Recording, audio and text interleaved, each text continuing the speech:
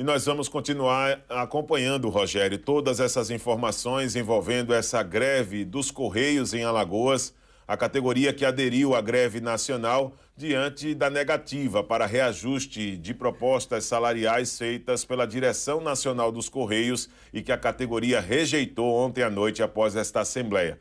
Vai prejudicar muita gente, óbvio que vai prejudicar, porque o papel dos Correios é um papel muito relevante para o dia a dia na questão social aqui no Brasil. E nós vamos continuar acompanhando, trazendo detalhes também nas próximas edições. Furto e roubo de condomínio estão entre os assuntos que mais preocupam os síndicos, rendendo debates que são controversos em muitos aspectos, especialmente no que diz respeito à responsabilidade do condomínio sobre esses fatos. A grande pergunta é: de quem é a culpa em casos de furtos e roubos nos condomínios? Por isso, nós estamos recebendo aqui no estúdio o advogado especialista em direito condominial, Francisco Vasco, para explicar o que a lei determina sobre esse assunto. Francisco, muito obrigado pela presença. Essa é a grande pergunta: de quem é a culpa neste caso? Vidalan, bom dia, obrigado pelo convite. A culpa ela vai depender de alguns detalhes. Inicialmente, a gente tem que partir da premissa de que a responsabilidade por furtos em condomínios ela tem que estar destacada de forma expressa na convenção para saber se o condomínio vai ser ou não responsabilizado. Não tendo nenhuma cláusula expressa nesse sentido, vai partir para outras situações fáticas para se analisar no caso concreto se o condomínio teve alguma falha, uma falha no portão de acesso, no sistema de monitoramento, nas cercas elétricas, e também saber, inclusive, se o próprio condômino ele adotou circunstâncias que evitassem esse furto. Francisco, é importante, nós estamos aí até com vídeos para poder colocar também sobre esses momentos, que às vezes a falta de cuidado, uma falta de uma boa preparação também, até da empresa que presta serviço, acaba também ocasionando neste tipo de situação. Alguns vídeos nós já separamos a respeito de fatos que aconteceram e principalmente nas situações emblemáticas dessa questão de furtos aos condomínios, e acaba sendo também o dever dos condôminos e do próprio condomínio tentar estudar um pouco mais essas ações e redobrar a atenção para evitar esse tipo de fato, para não ter problemas, por exemplo, no futuro com a justiça? Sim, sem dúvida. É fundamental que o condomínio e o condômino tenham a ciência de que ali existem facilidades que podem acontecer no dia a dia. Um condômino ele tem por obrigação de zelar pelos seus próprios bens.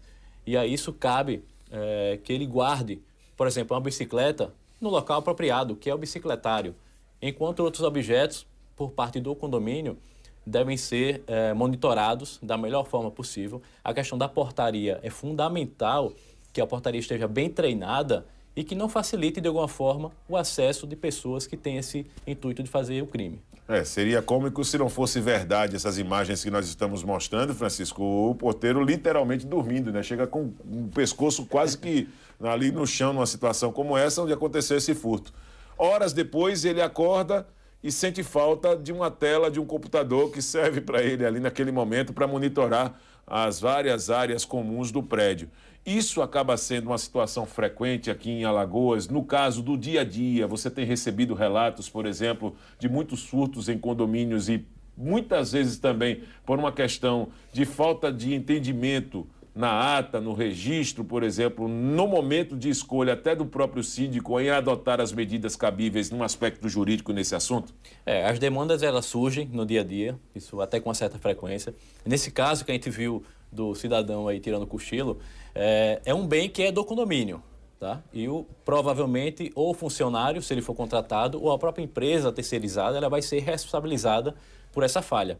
Se envolver um bem material de um condômino, aí vai ver se de fato houve uma falha, uma omissão do próprio condômino em deixar o seu objeto simplesmente largado na área comum, ou se houve uma facilitação por parte do condomínio, por parte dos seus funcionários.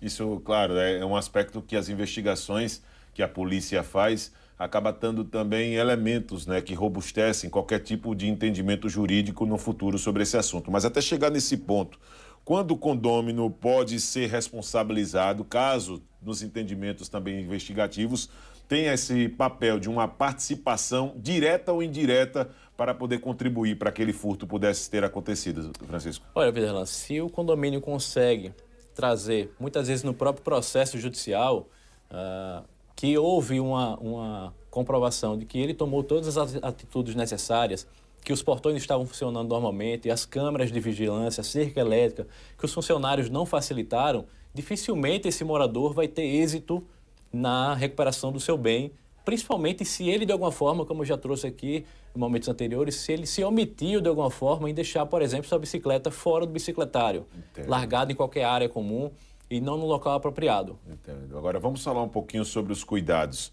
Digo isso porque na convivência coletiva é fundamental que o síndico ele possa adotar algumas medidas meio que se antecipando aos problemas. E muitos condomínios ainda insistem, mesmo tendo circuito interno, mas não fazer atualizações constantes. Então, câmeras quebradas, coisas desse tipo. Isso pode trazer também no futuro, em casos de furtos e roubos no interior do próprio condomínio, trazer um problema para o síndico nessa situação? Certamente isso pode trazer. O condomínio, é bom dizer, ele não é o guardião dos bens dos moradores. Né? É uma comunhão de pessoas que estão vivendo sobre o mesmo teto, mas o condomínio não tem a obrigação, em regra, de zelar e guardar aqueles objetos. Mas o condomínio tem, sim, a obrigação de fazer funcionar tudo aquilo que está colocado como serviço. Então, a questão das câmeras é fundamental que elas estejam funcionando. Se eu, como condômino, comprovo que aquela câmera estava mais de um ano sem manutenção, quebrada, e ela seria fundamental para comprovar uma situação criminosa, o condomínio vai responder sim nesse caso. Agora, quais são os crimes assim mais comuns quando estamos falando na modalidade furto dentro dos condomínios, pelo que você tem acompanhado em toda essa tua atuação, Francisco? Olha, o mais comum hoje tem muito roubo de bicicleta, muito furto de bicicleta, aliás, seja o criminoso pulando o muro ou não tendo uma cerca elétrica, e isso facilita de certa forma, ou o próprio morador deixando a sua bicicleta em qualquer lugar, acesso às unidades residenciais, como já vi casos em que houve uma certa facilitação, mas independente disso, foi um grupo de criminosos que acessaram uma unidade privativa e conseguiram furtar joias, dinheiro, entre outros objetos de valor. Muito se discute nas reuniões e assembleias, e é muito importante aproveitar sobre esse assunto quando estamos recebendo aqui o advogado Francisco Vasco, especialista em direito condominial. O que mais se discute nas assembleias é a participação de uma portaria eletrônica e também a prestação de serviço com o chamado material humano, a presença do homem ali na guarita. A pergunta que eu gostaria de fazer nesse momento é o seguinte: o que é que o síndico precisa observar antes de fechar e definir que para aquele condomínio o ideal seria o uso do recurso eletrônico com essas portarias que oferecem esse serviço ou a continuidade no tradicional, que é a prestação de serviço com o porteiro ali na guarita, atendendo, recebendo as pessoas, Francisco? Essa é uma pergunta muito boa.